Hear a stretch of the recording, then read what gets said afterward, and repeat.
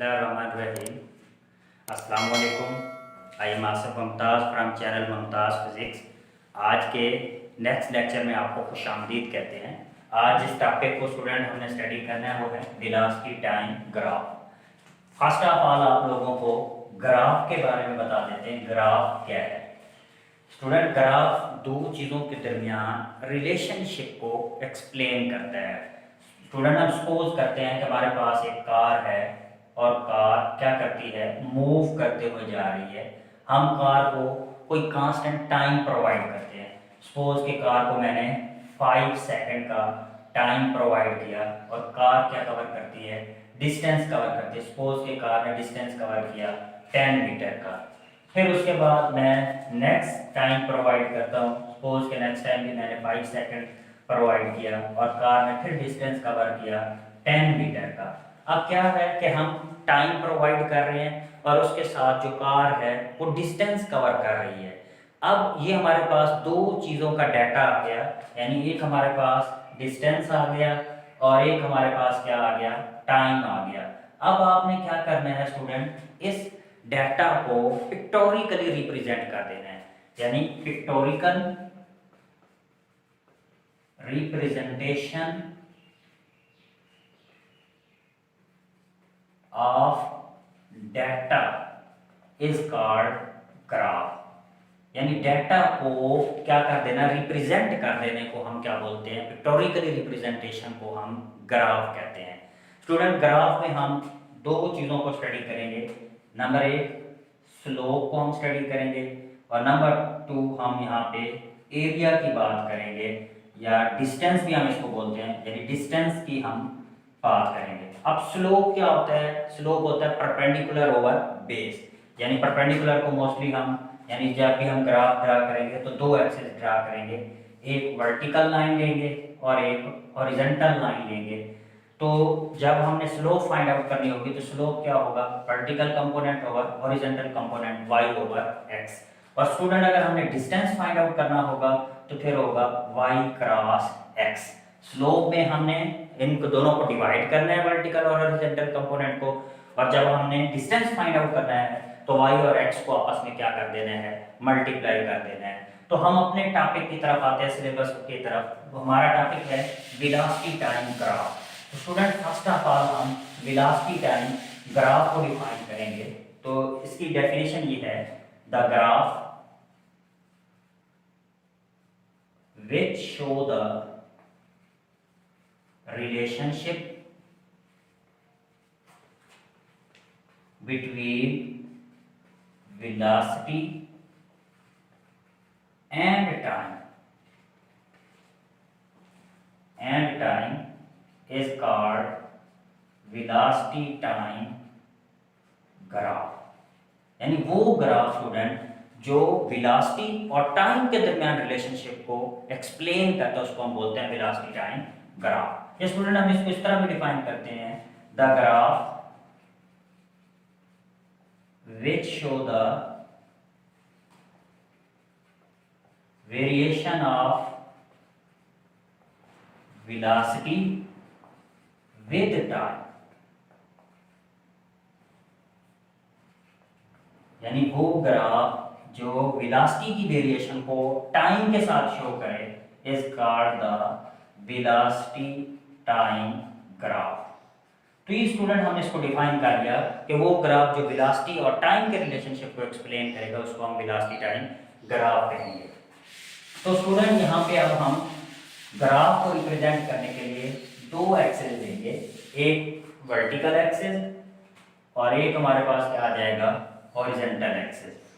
तो स्टूडेंट, यहाँ पे हम ओरिजिन है ये, और ये हमारे पास हॉरिजॉन्टल एक्सिस आ गया और ये हमारे पास वर्टिकल एक्सिस आ गया। तो याद रखें कि एक्स एक्सिस के ऊपर हम टाइम को लेंगे और वाई एक्सिस के ऊपर हम वेलोसिटी को लेंगे। अब ये बात भी याद रखें स्टूडेंट, जो टाइम है वो इंडिपेंडेंट क्वांटिटी है, इंडिपेंडेंट क्वांटिटी, यानी टाइम को हम अपनी मर्जी से चेंज करेंगे और जो वेलोसिटी है वो डिपेंडेंट क्वांटिटी है। हमारे वेलोसिटी टाइम ग्राफ में हमने टाइम को इंडिपेंडेंट क्वांटिटी ले लिया और वेलोसिटी को डिपेंडेंट क्वांटिटी ले लिया। हम टाइम को अपनी मर्जी से चेंज करेंगे और उसके साथ वेलोसिटी जो है वो चेंज होगी। तो हमने एक्स एक्सिस पे टाइम को लेना है और वाई एक्सिस पे हमने किसको लेना है, वेलोसिटी को लेना है। तो अब हम इसके डिफरेंट केसेस को स्टडी कर लेते हैं वेलोसिटी टाइम ग्राफ के।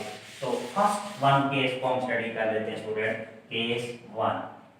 अब केस वन क्या है student, when body is moving with uniform velocity, when body is moving with uniform velocity, student जब बॉडी क्या कर रही हो, यूनिफॉर्म वेलोसिटी के साथ मूव कर रही हो, तो अब स्टूडेंट हमने इसका वेलोसिटी टाइम ग्राफ ड्रा करना है।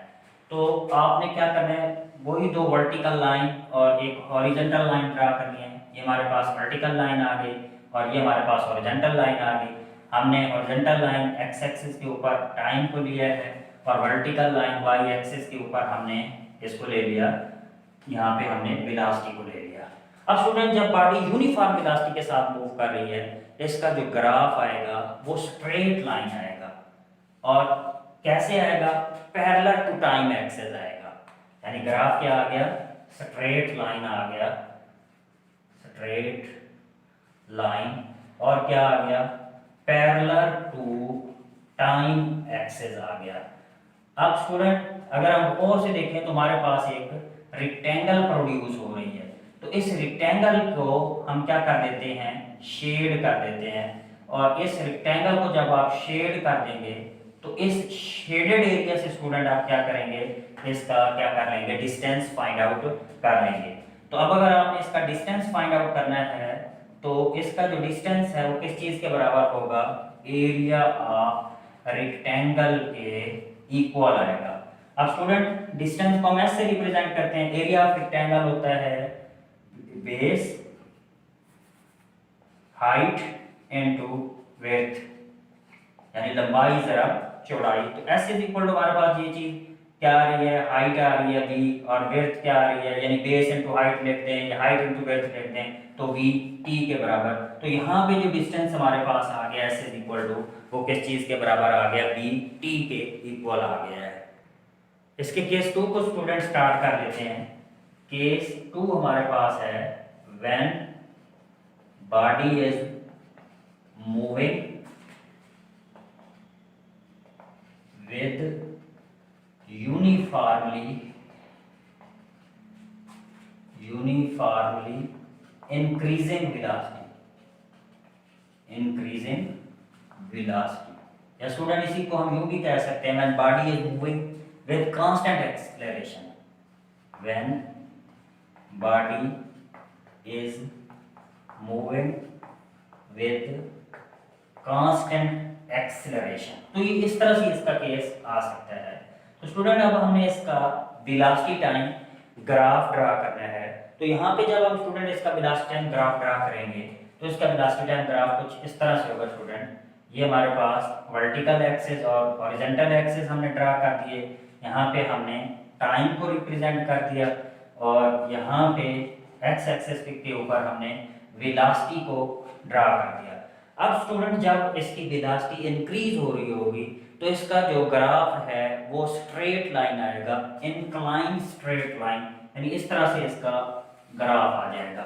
यानी ये ग्राफ ये रिप्रेजेंट कर रहा है इसकी जो वेलोसिटी है वो टाइम के साथ यूनिफॉर्मली क्या हो रही है, इंक्रीज हो रही है। अब स्टूडेंट अगर हमने इसका डिस्टेंस फाइंड आउट करना है तो डिस्टेंस फाइंड आउट करने के लिए हम इसका क्या ड्रा करते हैं, एक प्रोजेक्शन ड्रा करते हैं। और अगर आप गौर से देखें तो स्टूडेंट हमारे पास क्या बन गई है, एक रेक्टेंगल बन गई, ट्रायंगल बन गई है।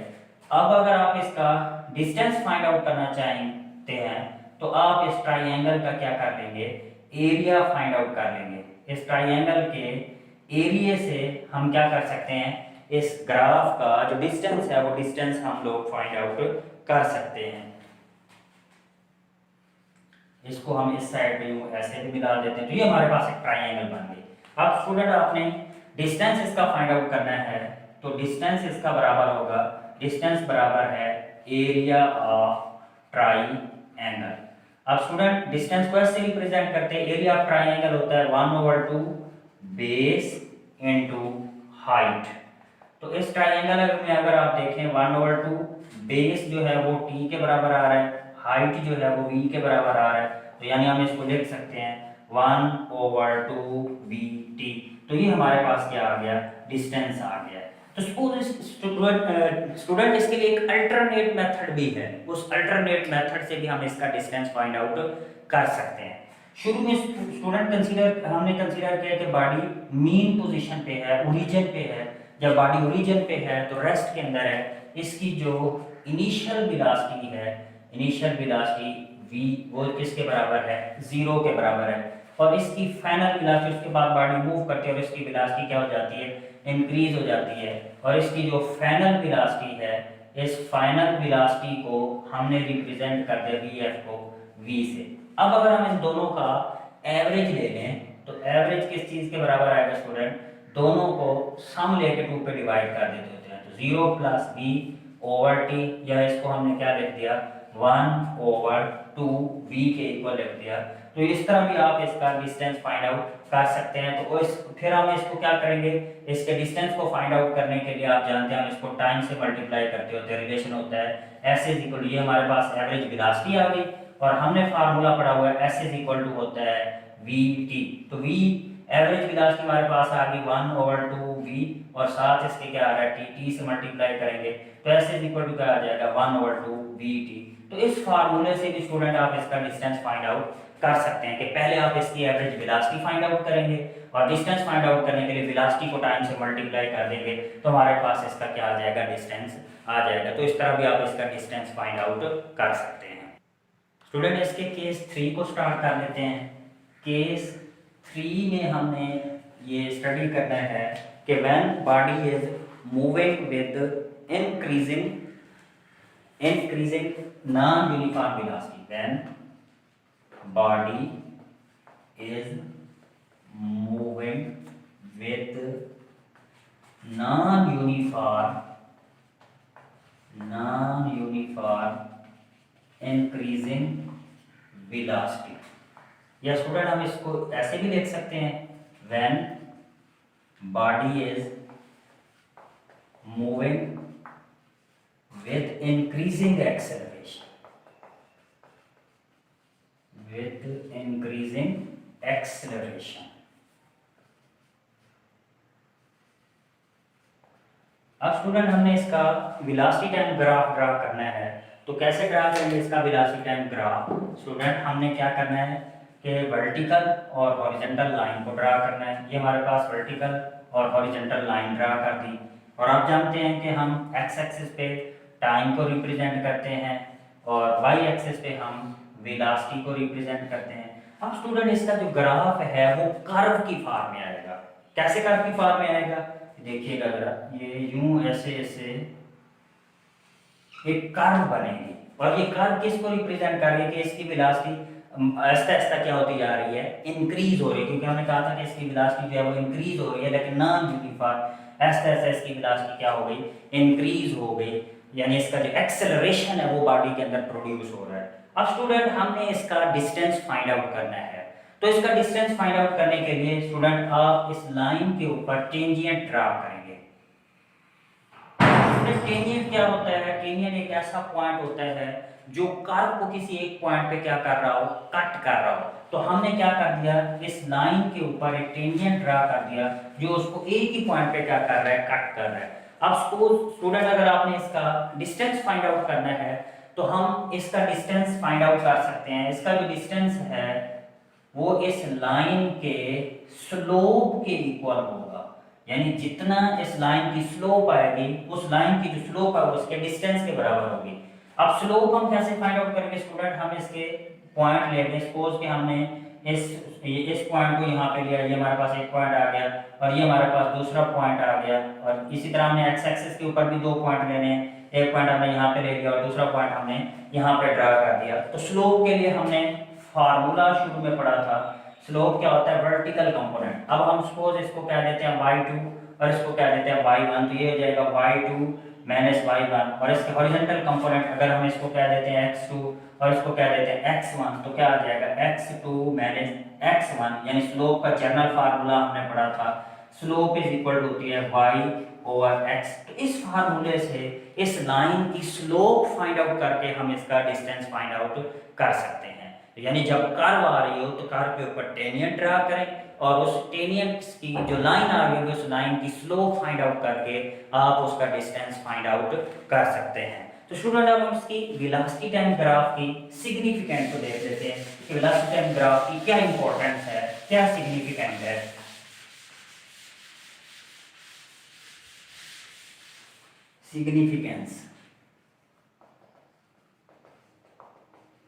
significant of velocity time graph।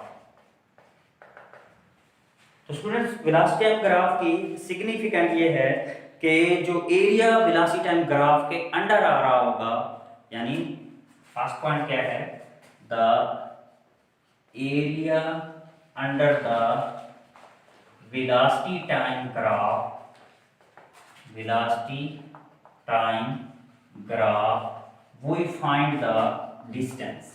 यानी velocity time graph के अंदर जो एरिया आ रहा होगा उससे हम क्या फाइंड आउट कर लेंगे, डिस्टेंस को फाइंड आउट कर लेंगे। इसकी जो सेकंड सिग्निफिकेंस है, जो स्लोप है वेलोसिटी टाइम ग्राफ की, the slope of velocity time graph is equal to the average acceleration।